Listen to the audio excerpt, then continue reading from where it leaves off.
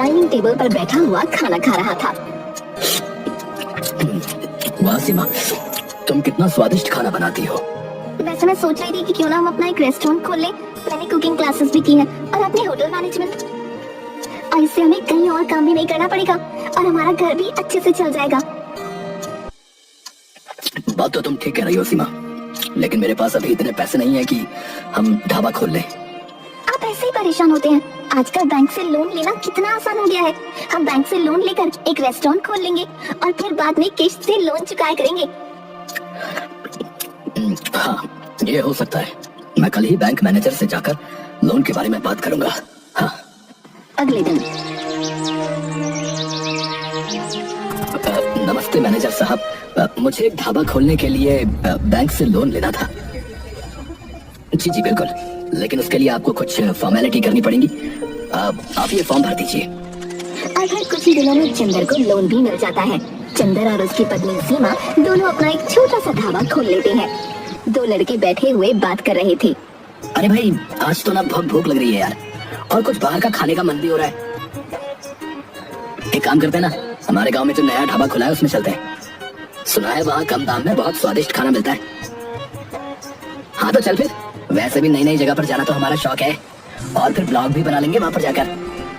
और दोनों लड़के चंदर के रेस्टोरेंट में पहुँच जाते हैं। क्या मंगवाऊं तुम्हारे लिए? अंकल, आज तो मंचूरियन खाने का बहुत मन कर रहा है। हाँ, और मेरे लिए एक प्लेट चाउमीन। चंदर जल्दी से जाकर ऑर्डर अपनी पत्नी को दे देता है और थोड़ी देर में खाना उनके टेबल पर लाकर रख देता है। वाह अंकल, कितनी अच्छी खुशबू आ रही है। इससे तो भूख और भी बढ़ गई। और फिर अपने फोन को निकालकर फोटो खींच लेता है।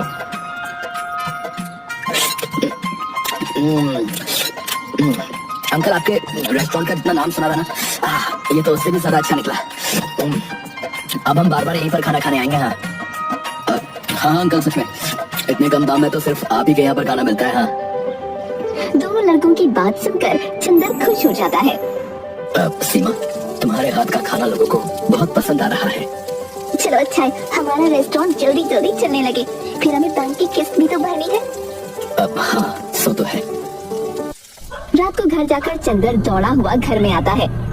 सीमा, सीमा, ये देखो, वो जो लड़के आज रेस्टोरेंट में आए थे ना, जिन्होंने चाउमीन और मंचूरियन मांगा था, देखो उन्होंने हमारे रेस्टोरेंट का ब्लॉग बनाया भाई, और उस पर बहुत अच्छे अच्छे कमेंट भी आए हैं। देखो देखो। वाह, ये तो बहुत अच्छी बात है। इससे तो हमारे रेस्टोरेंट की पब्लिसिटी भी अच्छी हो जाएगी। और ये देखो, उन्होंने हमारे रेस्टोरेंट को 5 स्टार रेटिंग भी दी है। कुछ दिन बाद। चंदर, हमें बैंक की इस महीने की किस्त देनी थी ना, तुम कल ही जाकर किस्त दे आना। चंदर कुछ कहता उसके पहले ही उसका फोन बजता है। हेलो पिताजी, मैं बबलू बोल रहा हूँ। अरे हाँ बबलू, बोल, क्या हाल चाल है और कैसी चल रही है तुम्हारी पढ़ाई? पिताजी, पढ़ाई तो अच्छी चल रही है, लेकिन मेरे कॉलेज की फीस की ना इंस्टॉलमेंट भरनी थी। 2 दिन के अंदर मेरे कॉलेज की फीस भरनी थी और बहुत जरूरी है। अगर फीस नहीं भरी तो मेरा पूरा साल बर्बाद हो जाएगा।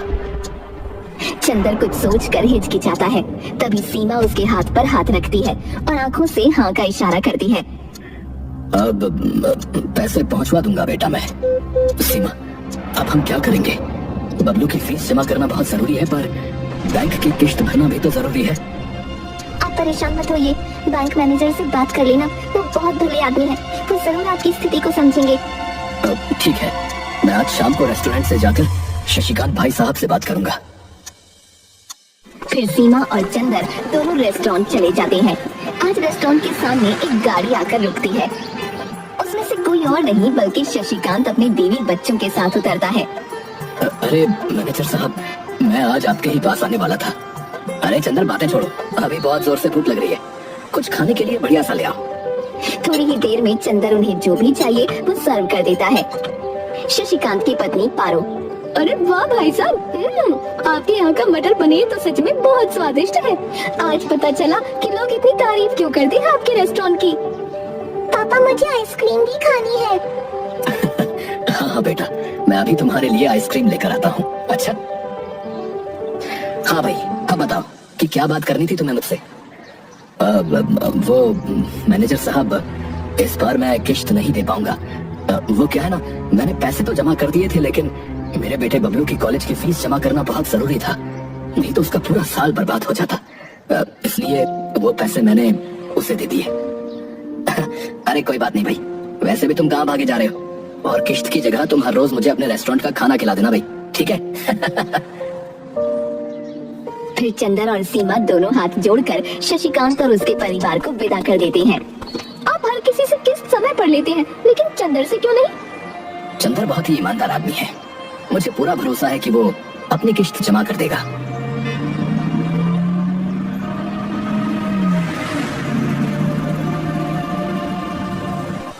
ये रेस्टोरेंट तो चंदर के रेस्टोरेंट से बहुत बड़ा और ज्यादा सुविधाजनक दिख रहा है, लेकिन यहाँ कम भीड़ है और वहाँ ज्यादा, ऐसा क्यों? क्योंकि यहाँ का जो ओनर है वो बहुत ही बदतमीज और लालची किस्म का आदमी है। और वैसे भी होटल बड़ा बनाने से कुछ नहीं होता, उसमें खाना भी स्वादिष्ट होना चाहिए, और चंदर के रेस्टोरेंट में ये सारी बातें हैं। साहब, आपने इतनी मेहनत से इतना अच्छा और बड़ा रेस्टोरेंट खोला, लेकिन आपसे ज्यादा तो उस चंदर का रेस्टोरेंट चल रहा है।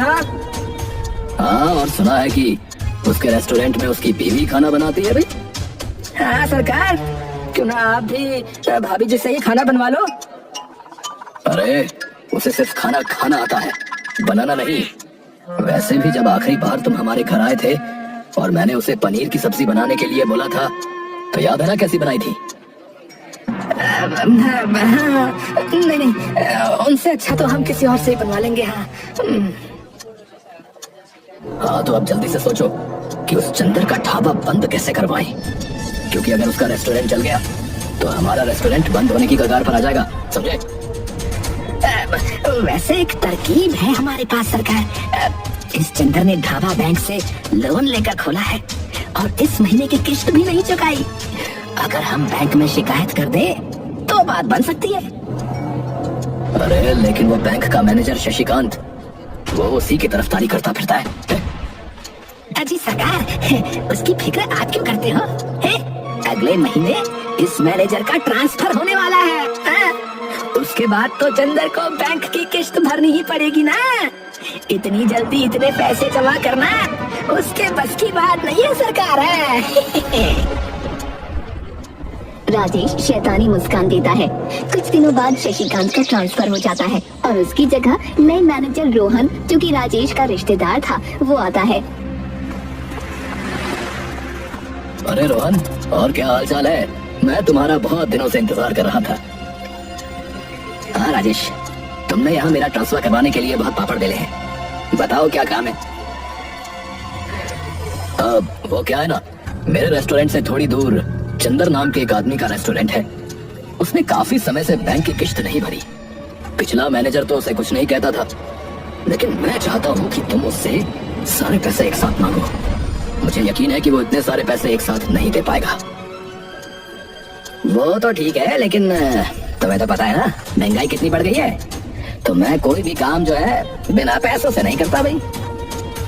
हाँ भाई, सो तो है, लेकिन तुम फिक्र मत करो, तुम्हारा इनाम मैं घर पर भिजवा दूंगा, ठीक है? ठीक है, फिर कल तक तुम्हें खबर मिल जाएगी कि चंदर और उसकी पत्नी रोड पर आ गए। अगले दिन सुनिए, क्या आप ही चंदर हो? जी साहब। देखिए, मैंने आपकी फाइल अच्छे से देखी तो मुझे पता चला कि आपने काफी टाइम से बैंक का इंस्टॉलमेंट नहीं दिया। अगर कल तक तुमने इंस्टॉलमेंट के सारे पैसे एक साथ जमा नहीं किए ना, तो तुम्हारे रेस्टोरेंट को हम जब्त कर लेंगे भाई। लेकिन साहब, मैं एक साथ इतने सारे पैसे कहाँ से लाऊंगा? थोड़ा सा वक्त दे दीजिए। रोहन बिना कुछ कहे सुने वहाँ से निकल जाता है। ये तो बड़ी मुसीबत की बात हो गई। एक ही दिन में इतने सारे पैसों का इंतजाम कैसे करेंगे? अगले दिन रोहन फिर से चंदर और सीमा के रेस्टोरेंट पर जाता है। हाँ जी, तो फिर हुआ पैसों का इंतजाम?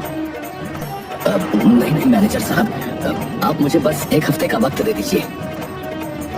देखिए, मैंने कल ही आपसे कह दिया था कि एक दिन से ज्यादा आपको वक्त नहीं मिलेगा। अब तुम्हारा घर और रेस्टोरेंट दोनों जब्त कर लूंगा। और ये देखो, ये रहे कानूनी कागजात, ये सब ऑफिशियल है। सीमा और चंदर कुछ नहीं कर पाते। अब हम कहाँ जाएंगे जी? अब ना तो घर रहा ना रेस्टोरेंट, अब हम क्या करेंगे? चंदर बिना कुछ बोले रेस्टोरेंट की बातें याद कर रहा था। हम दोनों 2 दिन से इधर उधर भटक रहे हैं, अब मुझ में ताकत नहीं रही। और एक जगह पर बैठ जाते हैं। तभी पीछे से एक आवाज आती है, जो कि बबलू की थी। पिताजी, आपकी ये हालत कैसे हुई? मैं घर और रेस्टोरेंट दोनों जगह गया, लेकिन मुझे पता चला कि बैंक ने हमारा घर और रेस्टोरेंट दोनों जब्त कर लिए। फिर चंदर बबलू को सारी बातें बताता है।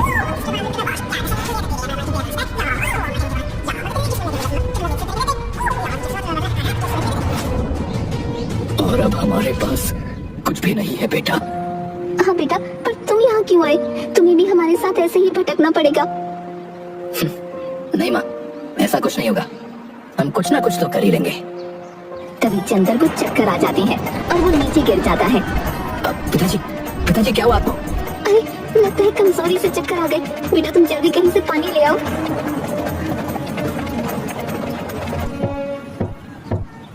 अरे दादा, थोड़ा पानी दे दो, वो मेरे पिताजी बेहोश हो गए। आदमी जल्दी से उसे एक लोटे में पानी दे देता है और बबलू चंदर को पानी पिलाकर एक जगह बैठा देता है। पिताजी, अब आप ठीक है?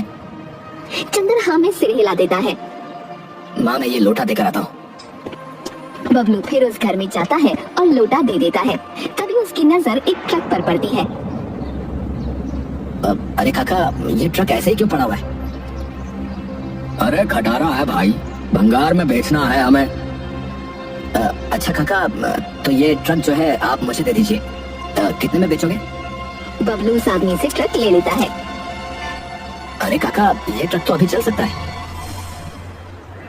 देखो, मैंने इस ट्रक की जगह जो है ना बहुत सारे नए ट्रक ले लिए हैं, तो अब ये जो है किसी काम का नहीं रहा मेरे लिए भाई। बबलू ट्रक को जैसे तैसे चलाकर चंदर और सीमा के पास ले जाता है। अरे बबलू, इस खटारा ट्रक को तुम यहाँ क्यों ले आए? अरे माँ, ये खटारा नहीं, हमारी खुशियों का पिटारा है। और फिर सीमा और चंदर को सारी बातें बताता है। अच्छा, लेकिन तुम इस खटारा ट्रक का करने क्या वाले हो बेटा? पिताजी, आप बस मुझे थोड़ा सा समय दे दो, फिर आपको सब कुछ समझ में आ जाएगा। बबलू उस खटारा ट्रक को सीधा करने में जुट जाता है। बबलू उस पर कलर भी कर देता है और बस 2 दिन में ही वो खटारा ट्रक बिल्कुल नया दिखने लग जाता है। बेटा, तुमने तो इस ट्रक को बिल्कुल नए जैसा बना दिया, लेकिन तुम करना क्या चाहते हो? माँ, बड़े बड़े शहरों में इसे फूड ट्रक कहते हैं। क्या? Food truck? हाँ सीमा, इस ट्रक को जो है हम कहीं भी ले जा सकते हैं। इसे हम हमारा चलता फिरता होटल बना सकते हैं।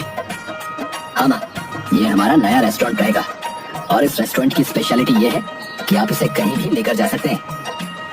इसका मतलब पहले तो सिर्फ फूड डिलीवरी होती थी, लेकिन अब हम होटल डिलीवरी भी कर सकते हैं। फिर सीमा और चंदर दोनों हंसते हैं। वैसे मुझे लगता है कि हमें इस रेस्टोरेंट की पब्लिसिटी करनी चाहिए। क्यों नहीं? तुम्हें याद है वो दोनों लड़के जिन्होंने हमारे रेस्टोरेंट का ब्लॉग बनाया था? हम भी बिल्कुल उसी तरह हमारे होटल का वीडियो बनाकर सोशल मीडिया पर डाल देंगे। हाँ क्यों नहीं पिताजी, मैं अभी पूरे होटल का वीडियो बनाता हूँ। कुछ ही समय में बबलू का बनाया हुआ रेस्टोरेंट बहुत फेमस हो गया। कुछ आदमी नुक्कड़ पर बैठे बातें कर रहे थे। अरे भाई, तुमने सुना क्या? अरे पास के गांव में एक होटल है भैया, जो कि जरूरत पड़ने पर खुद चल कर जाता है। बस हमें एक बार जो है उस होटल को ऑर्डर करना पड़ता है, बस हो गया। हाँ भैया, अब होता है चंबे की बात है कि अब होटल भी जो है चलने लग गया है भैया। अरे पर ऐसा रेस्टोरेंट दिखता कैसा है भाई? मैंने तो अपने जीवन में नहीं देखा। अरे ताऊ जी, क्यों फिक्र करते हो? आप कहो तो मैं अभी बुला लेता हूँ उस रेस्टोरेंट को। अब हाँ बेटा, जरूर बुला लो, फिर मैं अपनी बुढ़िया को भी उसमें बैठकर खाना खिलाऊंगा। इधर रेस्टोरेंट में सीमा, ये देखो, हमारे होटल को सब लोग कितना पसंद कर रहे हैं और कितने सारे ऑर्डर आ रहे हैं। सीमा भी बहुत खुश हो जाती है। इधर राजेश और सुंदर दोनों गुस्से में थे।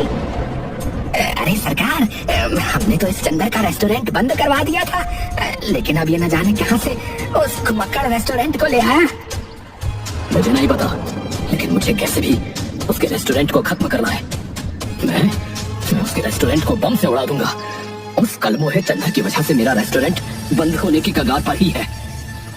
हाँ सरकार, सो तो है। मैं बस दिन भर मक्खी ही मारने का काम करता हूँ यहाँ पर तो। अगले दिन अरे सुंदर, उस होटल को काली पहाड़ी के पीछे वाले मैदान में बुला ले, हम वहीं उसे फोड़ देंगे। वहाँ किसी को भी पता नहीं चलेगा कि वो रेस्टोरेंट कहाँ गायब हो गया। सब कुछ प्लान के मुताबिक ही चल रहा था, लेकिन जैसे ही राजेश और सुंदर दोनों ट्रक के पास जाते हैं, वैसे ही ट्रक में लाल सायरन बजने लगता है। उसे सुनकर चंदर, बबलू और सीमा तीनों हैरान हो जाते हैं। अरे काका, आपके पास बम है? अरे नहीं नहीं, मैं बम का क्या करूंगा भाई?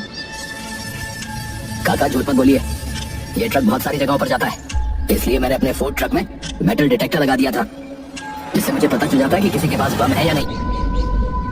अच्छा, तो तुम ही ने हमारे रेस्टोरेंट और घर को जब्त करवाया होगा, और अब इस घुमक्कड़ रेस्टोरेंट को भी उड़ाना चाहते थे।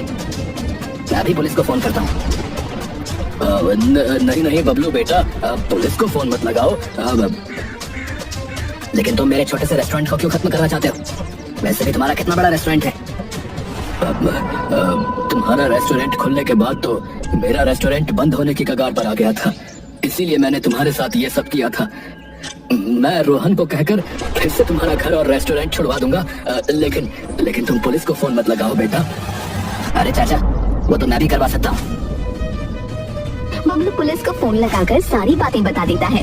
थोड़ी देर में पुलिस वहां जाकर राजेश और सुंदर को पकड़कर जेल में बंद कर देती है, और बबलू अपना पुराना रेस्टोरेंट और घर दोनों छुड़वा लेता है। वाह बेटा, मुझे तुम पर गर्व है, तुमने सच में हमारा नाम रोशन कर दिया। आज तुम्हारी वजह से हमें हमारा पुराना घर और रेस्टोरेंट दोनों मिल गए, और ये घुमक्कड़ रेस्टोरेंट भी।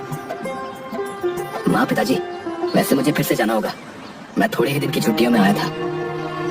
बबलू वहाँ से चला जाता है। चंदर और सीमा कुछ नौकरों को भी रख लेते हैं, और फूड ट्रक के साथ साथ पुराने रेस्टोरेंट को भी चलाते हैं।